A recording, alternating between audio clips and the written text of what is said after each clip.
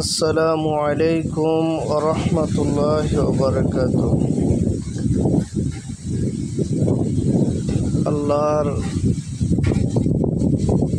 এই সৃষ্টিগুলা কত সুন্দর, তরুলতা গাছপালা দিয়া আল্লাহ এই পৃথিবীকে সাজিয়েছেন আর উপভোগ করার জন্য মানুষকে দিয়েছেন।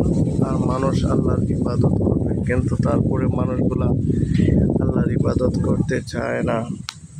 আল্লাহ পাক রব্বুল আলামিন যেন সবাইকে ইবাদত করার সুযোগ করে দেন, কারণ এই পৃথিবী থাকার জায়গা নয়। এই দুনিয়া ছেড়ে সবাই চলে যেতে হবে, কেউ থাকবে না। দেখেন, এই গরমের মধ্যে অনেকে বাতাস ছাড়া থাকতে পারে না, অথচ যে ঘরের মধ্যে যাব সে ঘরের মধ্যে বাতাস ঢোকার জায়গা নাই, বাতাস ঢোকার রাস্তা নাই। আল্লাহ পাক রব্বুল আলামিন আমাদেরকে বুঝার তৌফিক দান করুন, আমিন।